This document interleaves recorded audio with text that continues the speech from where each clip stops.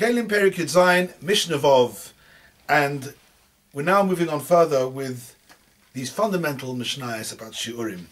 We did the Rim on the pomegranate, and now we come to something much more fundamental, the ones which you're probably quite used to, familiar with, Kebetza, the shear of a Betza.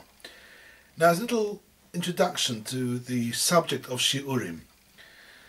First of all, I must recommend you to read the Chazon Ish, has a Kuntras HaShiurim Orech Chaim Siman Lamed Ches, which of course is very famous, and of course the writings of the Grach Noah.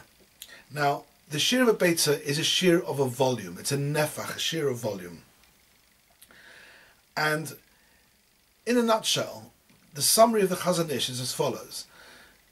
There are two key shiurim in the Torah. One is a shear of a volume, which is the beitza, the egg, the chicken's egg, and from that automatically follows the more familiar shiurim of the kazayis, the loig, and the revi'is aloig. The other important shear is the agoidal, which is the length of the thumb, which is this is not a shear of volume, this is a shear of length. And there is a correlation, there's a relationship between the shear of the beitza and the shear of the agoidal. This comes from the Gemara about the shear of a mikveh, and we know the size of a mikveh both in terms of volume and in terms of length and height. Therefore, there is a relationship between the beitza and the agoidal. However, over the years, it seems that the beitza, this relationship between the beitza and the agoidal has actually moved, it's shifted. So now, which one do we rely on? The upshot is that the poskim have agreed that the agoidal actually takes preference over the shear of the beitza. But another important discussion is whether the beitzim over the generations have become smaller, known as niskatnu habeitzim oiloi. Have they become smaller? What is the relevance if they have become smaller? In other words, is the shear of the beitza or a kazayas, etc., a simon or a sibba? Is it just a sign, or is it just the actual cause of the shear? But this is not the point of the discussion now. So let's go back to the basic shear of a beitza, shear of a volume of an egg. The most important relevance for this shear is the shear for tumas oichlin. Min HaTorah, food can only be metame. Once food is tame, it can only be metame something else if it has a shear of a beitza. Some Rishonim learn that this shear of a beitza is not only relevant for the food being metame something else, it's also relevant for the food picking up tumah in the first place. In other words, an oichel needs to be a beitza not only to be metame, also to be mekabel tumah. That's why the beitza is so crucial. There are other relevances to the shear of a beitza. For instance, we know there's a shear of seviyah v'achalta v'savata. You've got to be full when you eat. And the shear is a beitza. That, however, that's only a din midrabanon. Similarly, there's a mission in Sukkah that this shear, according to Rabbi Yehuda, it's a shear of an esrog. Esrog has to be at least a beitza. Then we have the shear Mesech Shabbos. The beitza is used for carrying wood. It has to be enough wood to cook a beitza. But anyway, the main relevance is the shear of tumah of a chicken's egg. Now, how do we measure this chicken's egg? It says the Mishnah. It's not the big egg, it's not the small egg, it's the average egg. Now, what's called an average egg? The Chazon Ish actually has a suffix in this. Does it mean that we take the average species of chicken? There are all different types of chickens, big chickens, small ones, and therefore they have different sizes of eggs. And therefore, do we take the average type of chicken first, and then take the average egg of the average chicken? Then he's got a suffix, for those of you who understand mathematics, is this the average or is it the mean?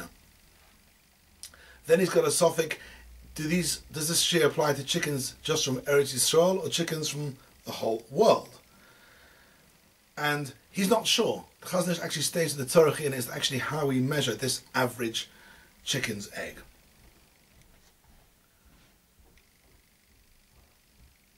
Anyway, we take the beinus, the average. Says the Mishnah, Rabbi Yehuda Eimer. How do you work out this average? Maybe gedolah shebigdolos. You take the biggest egg. Uktana shebiktanos. You take the smallest egg. and you pop them both into a bucket of water, v'nosen nesachamam, into a full bucket of water. Therefore, when the water spills out, you now have the volume of these two eggs together. V'cholik esamayim, and then you split the water that's come out. In other words, you get the halfway mark between the biggest egg and the smallest egg. Omer Rabbi Yossi, he doesn't like this method. He says, "V'chi modi ani." It's not a very accurate method. He says, "V'chi mi modi ani ezi gedola v'ezi ketana." How do you know that you're taking the biggest egg and that you actually got the biggest egg? You got the smallest egg. Ella, he says, you can't use these methods. These methods are far too inaccurate. Elo hakoil lefi data shel roya. This is the halacha.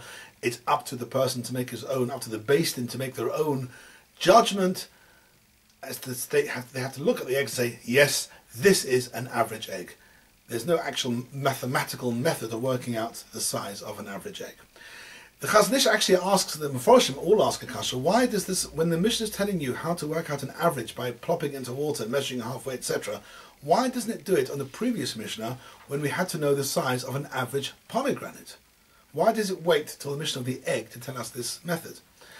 So the Chazon Ish gives a very simple teretz. The Beitza in this Mishnah is actually a measurement of volume. And therefore, to work out an average volume, a volume of an average egg, you can employ this method of dropping the eggs into water, seeing the water that comes out and splitting it into two. However, in the previous Mishnah about the rimoin, we didn't actually want to know the volume of the rimoin. We wanted to know the size of a hole in a kli through which a rimoin can pass.